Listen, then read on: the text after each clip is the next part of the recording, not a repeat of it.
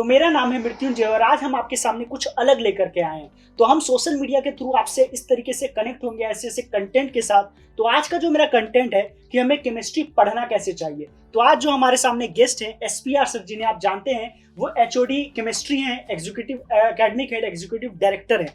तो सर से मेरा पहला ये क्वेश्चन है कि बहुत सारे ऐसे लोगों को लगता है, इवन टीचर स्टूडेंट सबको लगता है कि केमिस्ट्री जो है वो बोरिंग सा हो जाता है। तो सर इस केमिस्ट्री को हम इंटरेस्टिंग कैसे बना सकते हैं? मृत्युंजय, बहुत ही अच्छा क्वेश्चन है। केमिस्ट्री बोरिंग है, ये नोशन बच्चों के माइंड में कई टीचर्स की वजह से आ सकता है या उनके जो पढ़ने का तरीका है उसकी वजह से आ सकता है। मैं बोलूँगा केमिस्ट्री सबसे इंटरेस्टिंग सब्जेक्ट है। सबसे पहले तो इसलिए भी इंटरेस्टिंग है और होना चाहिए बच्चों के लिए क्योंकि ये सबसे स्कोरिंग सब्जेक्ट है। आप देखोगे एक एवरेज स्टूडेंट भी केमिस्ट्री में सबसे अच्छा स्कोर लेके आएगा अल्टीमेटली, भले ही वो फिजिक्स कितना भी पढ़ ले, मैथ्स कितना भी पढ़ ले, लेकिन सबसे कम टाइम में सबसे अच्छा स्कोर आपको केमिस्ट्री देने वाला है।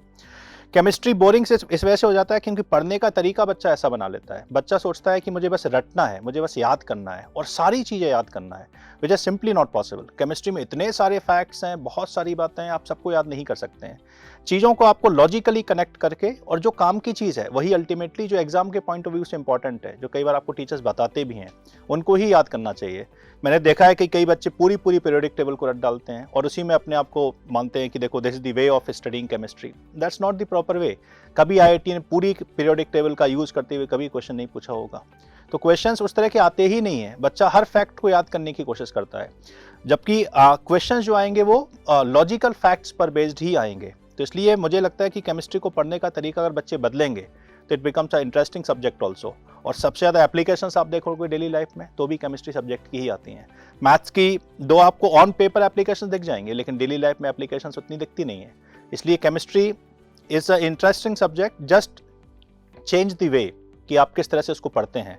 मैं इस टॉक शो में आगे इन चीज़ों को हाईलाइट भी करूँगा कि केमिस्ट्री में अपन को किस तरह से चीज़ों को पढ़ना चाहिए, जैसे कि इसको इंटरेस्टिंग बनाया जा सके, and it is the most scoring subject. तो मुझे लगता है बच्चों को इस बात का मतलब केमिस्ट्री को कभी निगलेक्ट नहीं करना चाहिए। आप केमिस्ट्री पढ़ें और सबसे अच्छा स्कोर आपको केमिस्ट्री ही देगा। तो सर जैसा सर बोल रहे हैं, तो एटीट्यूड बस बदलने की जरूरत है कि सब्जेक्ट को लेकर के। Sir adding to the same question, like जैसा आपने बोला कि मैथ्स जो है पेपर पन्नों पे रहता है, तो लाइक फिजिक्स के बारे में बोला जाता है काफ़ी ज़्यादा लॉजिकल सब्जेक्ट है, हर जगह हम एप्लीकेशंस ढूंढने लगते हैं। तो सर लाइक हमारा केमिस्ट्री में एक चैप्टर भी होता है केमिस्ट्री इन एवरीडे लाइफ। तो उस टाइप से पहले तो फिजिकल, ऑर्गेनिक, इनऑर्गेनिक तीनों में क्या डिफरेंसेस है? कुछ बच्चे ऐसे भी होंगे जो 10th के होंगे, तो उनके लिए आप ये बता दीजिए फिजिकल, ऑर्गेनिक, इनऑर्गेनिक में क्या डिफरेंस है और किस तरीके से ये केमिस्ट्री इन एवरीडे लाइफ हमारे निजी जिंदगी से कैसे रिलेटेड है?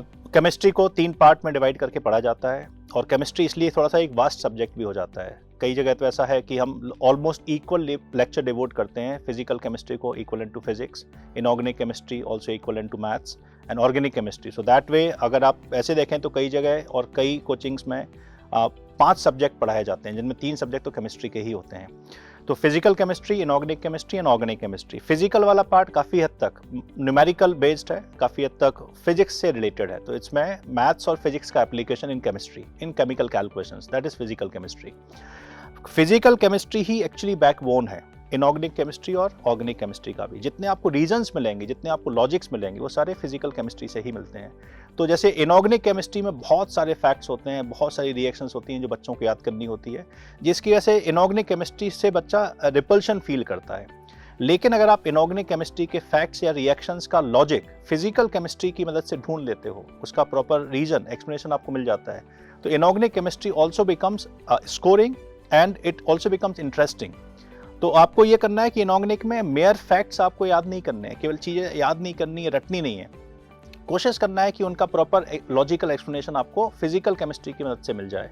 तो always study inorganic chemistry with the help of physical chemistry, reasoning वहाँ से लेके आइए। सिमिलरली ऑर्गेनिक केमिस्ट्री के बारे में बोलूँगा, ऑर्गेनिक इटसेल्फ ही लॉजिकल सब्जेक्ट माना जाता है क्योंकि इसमें पढ़ाने का तरीका भी काफ़ी इवॉल्व हुआ है। तो जो सबसे मैं बोलूँगा कि इनऑर्गेनिक केमिस्ट्री एक ऐसा पार्ट है जिसमें कई बार हम रिएक्शन मैकेनिज्म की बात नहीं करते हैं। हम बोलते हैं कि इसको तो आप ऐसे याद कर लो, जबकि याद कर लो और रीजन आप फिजिकल के साथ रिलेट कर सकते हो। ऑर्गेनिक केमिस्ट्री में तो आपको हर चीज़ रिएक्शन मैकेनिज्म्स के थ्रू एक्सप्लेन की जाती है। तो organic chemistry because of the mechanism part itself becomes very interesting and logical. तो अगर बच्चे को मैं बोलूँ कि सबसे अच्छा पार्ट कौन सा लगता है, तो physical because of the inclination towards maths and physics, and then organic, और सबसे खराब पार्ट उसको लगता है जो कि इनऑर्गेनिक केमिस्ट्री है, लेकिन उसका पढ़ने का थोड़ा सा तरीका बदलिए, क्योंकि जेई में इनऑर्गेनिक मेयर फैक्ट्स वाला नहीं आने वाला है। ज़्यादातर जो क्वेश्चंस आएंगे वो लॉजिकल क्वेश्चंस आएंगे even from the inorganic side. तो ये तीनों पार्ट में थोड़ा सा डिफरेंस है। और अगर केमिस्ट्री एंड एवरीडे लाइफ की बात करें तो ऐसा अपना कोई दिन निकलता ही नहीं है जहाँ पे हम केमिस्ट्री का यूज़ ना करते हों, केमिकल्स का यूज़ ना करते हों। फ्रॉम वेरी बिगनिंग आप टूथपेस्ट की बात करते हैं तो उसमें भी आपको कैल्शियम फ्लोराइड वगैरह फ्लोराइड्स का यूज़ होता है। इसके अलावा हम सोप्स की बात करते हैं तो वहाँ पे आप शेल फॉर्मेशन की बात करोगे, वो भी डेली लाइफ का पार्ट है। तो चाहे आप शुरुआत से ही जैसे उठते ही एक तरह से केमिस्ट्री का यूज़ करना शुरू कर देते हो, ऑल द मेडिकेशंस में तो केमिस्ट्री ही है। तो pharmaceutical industry that is based on this chemistry and chemical research only. तो इस तरह से केमिस्ट्री इन एवरीडे लाइफ में भी आप इन्हीं के बारे में पढ़ते हो कि कौन कौन से ऐसे केमिकल्स हैं जो हमारी हेल्प करते हैं, हमारी हेल्थ को मेंटेन करने में हेल्प करते हैं। तो इस तरह से आप अगर उनको उस टॉपिक को आप पढ़ोगे तो आपको लगेगा कि हाँ ये चीज़ तो मैंने अपनी डेली लाइफ में एक्सपीरियंस भी की है। तो it's a very lively subject chemistry. इस मामले में तो मैं बोलूँगा कि इट्स इक्वलेंट टू फिजिक्स और बेटर देन फिजिक्स ऑल्सो, जो डेली लाइफ की एप्लीकेशन है उनको देखा जाए तो। सर जो मोस्ट ऑफ द व्यूअर्स हैं वो कोचिंग की प्रिपरेशन करते हैं, लाइक आईआईटी जेई की प्रिपरेशन करते हैं, और ये हम लोगों ने भी फील किया है कि जो जेई का जो लेवल होता है वो काफ़ी हार्ड होता है एज कंपैरिजन टू बोर्ड, और बोर्ड भी बहुत पास आ गया है, ऑलमोस्ट 3 मंथ बचे हैं। तो sir what should be the real strategy कि बोर्ड के लिए बच्चा किस तरीके से पढ़े और जेई के लिए कैसे पढ़े as far as chemistry is considered? Board में अपन को डिस्क्रिप्टिव आंसर्स लिखने होते हैं, तो बोर्ड का जो पैटर्न है वो थोड़ा सा डिफरेंट है। और बोर्ड में क्या होता है, कई बार आपको जो फैक्ट्स हैं, जो आंसर्स हैं वो मगअप करके you can write those answers the way you have let's say mugged up the answers, तो उसी तरह से लिख करके you will get very good marks. JEE में अगर देखा जाए तो एप्लीकेशन पार्ट जो है वो ज़्यादा इंपॉर्टेंट है। तो इट्स नॉट ओनली कि जो आपने याद किया है वही आपसे पूछा जाएगा, every question is going to be a new question. जो लॉजिक है, जो एक्सप्लेनेशंस हैं वो वही रहेंगे एक तरह से, लेकिन आपको एक नया क्वेश्चन सॉल्व करना पड़ेगा। तो इसलिए क्या होता है कि बोर्ड में आपको याद करने से आप बहुत अच्छा स्कोर कर सकते हैं, लेकिन जेई में आपको समझना पड़ेगा, जो पीछे रीजंस हैं, लॉजिक हैं, वो समझने पड़ेंगे। तो ऑर्गेनिक में आपको मैकेनिज्म पूरा समझना पड़ेगा, क्योंकि वो क्वेश्चन आएगा ही नहीं जो आपने पढ़ा हुआ है, it will be a totally new question. Board में जबकि वही क्वेश्चन जो आपने पढ़ा हुआ है वही रिपीट होगा। तो अगर आपका मैकेनिज्म क्लियर है, मैकेनिज्म पार्ट क्लियर है, तो आप नए क्वेश्चन अटेम्प्ट कर पाओगे from the organic side. Physical में तो नया न्यूमेरिकल ही आएगा बोर्ड में, जबकि न्यूमेरिकल क्वेश्चंस आते नहीं हैं। बोर्ड में क्या होगा, फिजिकल से भी जो फैक्ट बेस्ड क्वेश्चंस हैं, जो एनसीईआरटी में थ्योरी दे रखी है उसी पर बेस्ड क्वेश्चंस आएंगे, जबकि आपको फिजिकल केमिस्ट्री में यहाँ पे जेई में टोटली नया न्यूमेरिकल मिलेगा, नया क्वेश्चन मिलेगा। तो इसलिए आपने अगर सब्जेक्ट इस तरह से समझा हुआ है, then only you will be able to score और able to solve the question. Inorganic part में डेफिनेटली बोल सकता हूँ, जो एनसीईआरटी में फैक्ट्स दे रखे हैं वही facts 90 to 95% of the questions में only those facts will be asked, only those reactions will be asked. तो इनऑर्गेनिक का एज सच देखा जाए तो इसको बहुत ज़्यादा वाइड है, इसमें इन्फॉर्मेशन की कोई अनलिमिटेड इन्फॉर्मेशन इज देयर, कोई कमी नहीं है इन्फॉर्मेशन की। तो इसमें बच्चे कई बार खो जाते हैं, तो उनको स्पेशली ध्यान रखना है कि जो इनऑर्गेनिक वाला क्वेश्चन आएगा that will be from the facts और reactions given in the NCERT. तो इसलिए इसको अपन अच्छा स्कोरिंग बना सकते हैं केमिस्ट्री को, कि इनऑर्गेनिक वाला पार्ट ज़्यादा टाइम उसमें डिवोट नहीं करना है, एनसीईआरटी पे फोकस करें, और इनऑर्गेनिक की जो रिएक्शंस है उनको फिजिकल के क्वेश्चंस के साथ रिलेट करके अगर हम क्वेश्चंस बनाते हैं, जो कि जेई अभी बना रहा है। इस साल का अगर ट्रेंड देखें तो उसमें ऐसा ही है कि इनऑर्गेनिक की reactions and the question is let's say that reaction is being used for the numerical calculations. तो उस तरह के क्वेश्चंस आने की पॉसिबिलिटी ज़्यादा है। The board is remembering the traditional questions, and JEE is let's say understanding the concept, understanding the subject, and then solving new questions. It mainly based on application part. Sir जो most important है कि जो बच्चे होते हैं जो खास करके कोचिंग में पढ़ते हैं, तब वो कोचिंग में मैक्सिमम टाइम कोचिंग में अपना डिवोट करते हैं, तो वो जब केमिस्ट्री के लेक्चर्स अटेंड कर रहे होते हैं, लाइक केमिस्ट्री में नोट्स भी काफ़ी ज़्यादा बनवाया जाता है, तो मैथ्स में तो लाइक होता है कि प्रैक्टिस करना होता है, क्वेश्चन आपको बनाने होते हैं, जब भी टीचर दे रहा है तो 2 मिनट का टाइम देता है तो बनाते हैं। तो जब हम क्लास अटेंड कर रहे होते हैं खास करके केमिस्ट्री की, तो क्लास में जब बच्चा बैठा होता है तो उस टाइम पे उसकी क्या स्ट्रेटेजी होनी चाहिए पढ़ाई करने की केमिस्ट्री को लेकर? केमिस्ट्री में इनऑर्गेनिक वाला पार्ट ऐसा होगा जिसमें कि बहुत सारे नोट्स और बनवाने होते हैं। ऑर्गेनिक वाले पार्ट में भी रिएक्शंस, इन्फॉर्मेशंस होती हैं। फिजिकल वाला पार्ट मैंने बोला कि फिजिक्स और मैथ्स जैसा ही है, उसको आपको समझना है, कंसेप्ट समझना है और उन पर बेस्ड न्यूमेरिकल्स करने हैं। Numerical questions will not be very tough. Physical part में मैं बोलूँगा कि फिजिक्स में टफ क्वेश्चंस बनाए जा सकते हैं, मैथ्स में टफ क्वेश्चंस बनाए जा सकते हैं, बट केमिस्ट्री में न्यूमेरिकल्स टफ नहीं होते हैं। केमिस्ट्री में टफ केवल कैलकुलेशंस इन्वॉल्व करके क्वेश्चन को टफ बनाया जाता है। अब आप क्या होगा कि कैलकुलेशंस करने से कई बच्चे डरते हैं, जबकि आप ये मानिए कि आपको फिजिक्स वाला क्वेश्चन हो सकता है कि आप उसको सॉल्व ही ना कर पाओ, कंसेप्ट उतना क्लियर ना हो। केमिस्ट्री में आप कैलकुलेशन के ऐसे क्वेश्चन छोड़ रहे हो, that's not the right strategy, क्योंकि केमिस्ट्री में आप कैलकुलेशन कर लोगे, you will get the answer, you will get the marks also. तो केमिस्ट्री का क्वेश्चन, न्यूमेरिकल क्वेश्चन कभी टफ नहीं होगा, लॉजिकली टफ नहीं होगा, कंसेप्चुअली टफ नहीं होगा, सिर्फ आप डेटा कैलकुलेशन की वजह से आप उसको टफ बोल सकते हो, दैट्स ऑल। और बाकी इनऑर्गेनिक में अगर आप देखोगे तो इनऑर्गेनिक में आपको class note definitely teacher mark भी करवाता है कि this is a very important reaction, this reaction is being asked very frequently. और स्पेशली अगर एनसीईआरटी पर, जैसे हम मान लेते हैं बहुत अच्छा स्कोर करना चाहते हैं, तो उस केस में आपको बियॉन्ड एनसीईआरटी थोड़ा सा पढ़ना पड़ेगा। बट अगर आप लेट्स से 80 to 90% क्वेश्चन भी इनऑर्गेनिक के सॉल्व करना चाहते हो, तो NCERT theory, NCERT reactions, NCERT facts are more than sufficient. Organic chemistry के लिए एनसीईआरटी के बियॉन्ड आपको जाना ही पड़ेगा, क्योंकि ऑर्गेनिक केमिस्ट्री काफ़ी इवॉल्व हो चुका है, उसमें रिएक्शन मैकेनिज्म बेस्ड क्वेश्चंस काफ़ी बनाए जा सकते हैं, नए नए क्वेश्चंस फ्रेम किए जा सकते हैं, इसलिए आपको ऑर्गेनिक केमिस्ट्री प्रॉपर्ली समझना पड़ेगा। तो क्लास में यही अपन ध्यान रखें कि फिजिकल को कंसेप्चुअली आपको स्ट्रॉन्ग बनाना है, ऑर्गेनिक केमिस्ट्री में रिएक्शन मैकेनिज्म वाले पार्ट पे स्पेशली आपको बहुत ज़्यादा फोकस करना है।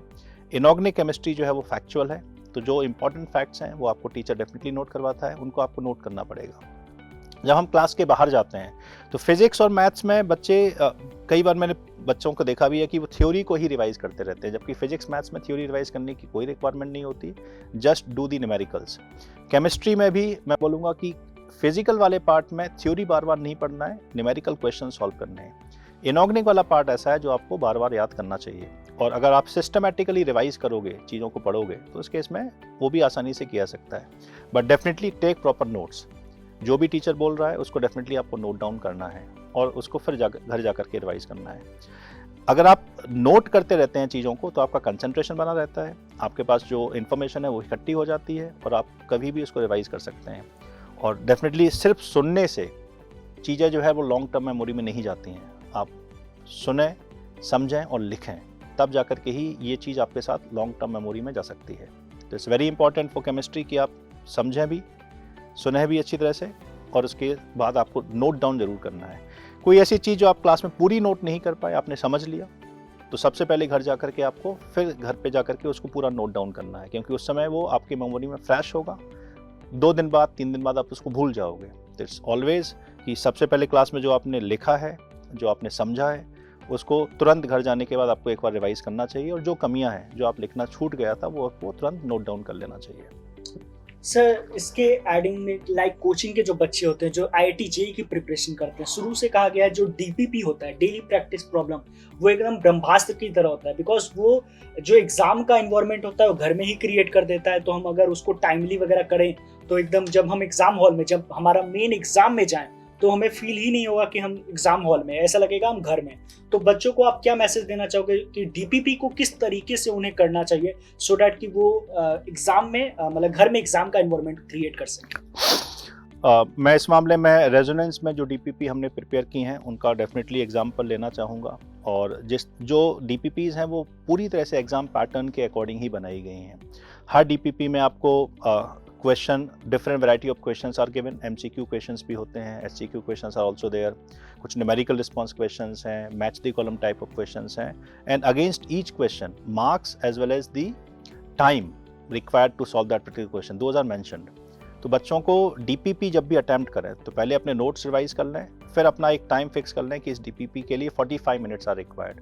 तो उन 45 मिनट्स में you will not be let's say discontinue solving your DPP, आपको पूरा 45 मिनट का एक सेटिंग देना है और पूरा DPP सॉल्व करना है, और पूरा DPP एग्जाम के इन्वायरमेंट के हिसाब से ही सॉल्व करना है कि मैक्सिमम क्वेश्चंस और all the questions you should be attempting all the questions, और उनके आंसर मार्क करें।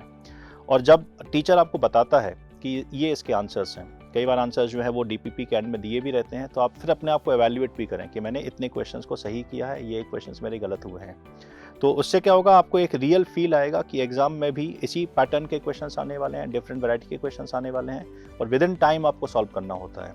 तो डीपीपी एक तरह से आपका एक बोल सकते हैं कि it's like a take home exam, रोज आप एग्जाम दे सकते हो और अपने आप को प्रिपेयर कर सकते हो। डीपीपी एक रिवीजन टूल भी है। डीपीपी में जो क्वेश्चंस रेजोनेंस की डीपीपीज में जो क्वेश्चंस हैं, those are not from the topic which is actually going on in the class, the questions are from the previous topics also. Exam में भी इसी टाइप का होता है, क्योंकि बच्चा फील करता है कि जो करंट टॉपिक है वो तो उसका स्ट्रांग हो गया, वो सारी चीज़ें उसको क्लियर हैं। हाँ, लेकिन क्या होता है कि जब प्रीवियस टॉपिक्स हैं उसको लगता है कि ये टॉपिक तो मैं भूल चुका हूँ, ये फॉर्मूला तो मैं भूल चुका हूँ। तो ऐसे केस में डीपीपी के थ्रू क्या होगा, जो फॉर्मूले हैं, जो कंसेप्ट्स हैं, वो उसको रिवाइज होते जाएंगे। तो DPP is a revision tool and it is very much equivalent to your exam also. तो इसको आपको बहुत सिंसियरली अटैम्प्ट करना चाहिए और एग्जाम के पैटर्न में ही अटैम्प्ट करना चाहिए। और इनफैक्ट डीपीपी के अलावा अगर आपको शीट में से भी होमवर्क मिलता है तो उसको भी टाइम बाउंड तरीके से ही अपन को सॉल्व करना चाहिए। अगर आपको 20 क्वेश्चंस मिले हैं, ऑल एससीक्यू क्वेश्चंस, तो आप दे सकते हैं कि let's say you can assign 2 minute to every question और 3 minute to every question, and then you can calculate कि 40 मिनट्स और 45 minutes are required to solve this homework. तो इस तरीके से आप करोगे तो, और उसके बाद आपको आंसर भी जब देखने हैं तो ऐसा नहीं कि एक क्वेश्चन सॉल्व करके आपने आंसर देखना है पीछे, सारे क्वेश्चन सॉल्व करिए, ऑल 20 क्वेश्चंस, और सबके आंसर्स मार्क करिए। उसके बाद फिर अपने आप को एवेल्युएट करिए कि आपने कितना स्कोर किया, और धीरे धीरे अपने आप को आप जो है एग्जाम के हिसाब से आपकी परसेंटेज बढ़ाते रहिए। मान लिया आप 5 क्वेश्चन सही कर पाते हैं, नेक्स्ट डे टारगेट बनाइए कि now I will be solving 7 questions correct, now I will be solving 10 questions correctly. तो इस तरह से आप डेली अपने आप को इम्प्रूव कर सकते हैं। I think that's the right way. तो हमने केमिस्ट्री की काफी सारी बातें कर ली एंड आई होप कि आप सबको पता। सर, लास्ट मैसेज जो बच्चे जेई को एस्पायर कर रहे हैं, जो 10th में टू 11th जाने वाले हैं, या जिनका एकदम ड्रॉपर में उनका 2-3 मंथ ही बस बचा है, तो उनके लिए कोई एक स्पेशल मैसेज जो आप देना चाहो? बिल्कुल, मैं सभी बच्चों को एक तो definitely best wishes from my side कि आप सब बच्चे एग्जाम में बहुत अच्छा करें, और तीनों सब्जेक्ट को बैलेंस बना के रखना बहुत ज़रूरी है। तीनों सब्जेक्ट में अगर आप इक्वल मार्क्स भी ले आते हो तब भी your total is going to be high. और मैथ्स और फिजिक्स में मैं ये बोलूँगा कि स्कोर करना बहुत, एक पर्टिकुलर थ्रेशोल्ड से ज़्यादा स्कोर करना डिफ़िकल्ट हो जाता है। It's going to take time also, it will require let's say a lot of hard work also at the home. Chemistry में जबकि आप इस थ्रेशोल्ड से ज़्यादा 50% से ज़्यादा 60% से ज़्यादा मार्क्स आसानी से स्कोर कर सकते हो। तो ध्यान रखो, केमिस्ट्री ही आपका सबसे स्कोरिंग रहेगा। केमिस्ट्री में मार्क्स एवरेज और बिलो एवरेज वाला बच्चा भी आसानी से स्कोर कर सकता है। जो टॉपर है वो भी बहुत अच्छा स्कोर करेगा, जबकि मैथ्स में एवरेज बच्चा या बिलो एवरेज वाला बच्चा जो है, it's very difficult to score in maths, it's very difficult to score in physics also. तो जो ट्रेंड भी रहा है मार्क्स का वो भी आप देखोगे तो केमिस्ट्री में मार्क्स जो है बच्चों के ज़्यादा आते हैं, और केमिस्ट्री में आप कम टाइम दे करके ज़्यादा अच्छा स्कोर कर सकते हो। बट आपको बस ये करना है कि इसको केमिस्ट्री को, कई बच्चे क्या है ये बना लेते हैं अपने मन में कि मैं तो जेई की तैयारी कर रहा हूँ तो मुझे तो लॉजिकल चीज़ें पढ़नी है, मुझे मगअप नहीं करना है, मुझे हर डेरिवेशन करके देखना है, डेरिवेशन आना चाहिए। ऐसा नहीं कि मुझे फार्मूला याद करना है केवल। आपको अल्टीमेटली आप उनको एग्ज़ाम क्रैक करना है और बहुत अच्छे मार्क्स के साथ एग्ज़ाम क्रैक करना है। तो मैं डेफिनेटली कहूँगा कि सब्जेक्ट सीखें, लेकिन अपना टारगेट अल्टीमेटली एग्जाम में हाई स्कोर करना होना चाहिए, और इसमें केमिस्ट्री आपके लिए सबसे ज़्यादा हेल्पफुल होगा। तो एक डोंट इग्नोर केमिस्ट्री, बिल्कुल भी इग्नोर ना करें। सबसे स्कोरिंग सब्जेक्ट केमिस्ट्री ही रहेगा आपके लिए, और कम टाइम दे करके एग्जाम में कम टाइम दीजिएगा। मैं अगेन बोलूँगा 3 घंटे में से 45 मिनट्स केमिस्ट्री के होने चाहिए, 1 hour and 15 minutes will be required for the maths. Physics में 1 घंटा चाहिए होगा, तो केमिस्ट्री 45 मार्क्स में आपको सबसे अच्छा स्कोर करके दिलाएगा। इसलिए इसको इग्नोर ना करें और थोड़ा सा पढ़ने की स्ट्रेटेजी अपनी बदलें, और इधर उधर के क्वेश्चंस केमिस्ट्री में ना पूछें। जो फैक्ट्स हैं बस उन्हीं को अपन कंसंट्रेट करें। ऐसा नहीं कि अपन एक्सटेंशन बना सकते हैं किसी फैक्ट का, वो ना बनाएं। जो फैक्ट है, और अपनी मर्जी से कोई क्वेश्चंस ना बनाएं। जो फैक्चुअल क्वेश्चंस हैं, जो फैक्ट्स हैं, जो रिएक्शंस हैं, उनको ही याद करें, और वही अल्टीमेटली एग्जाम में पूछे जाएंगे। केमिस्ट्री में जो होता है वही पूछा जाता है। फिजिक्स में नया क्वेश्चन बनाया जा सकता है, मैथ्स में नई प्रॉब्लम बनाई जा सकती है, बट केमिस्ट्री में नहीं।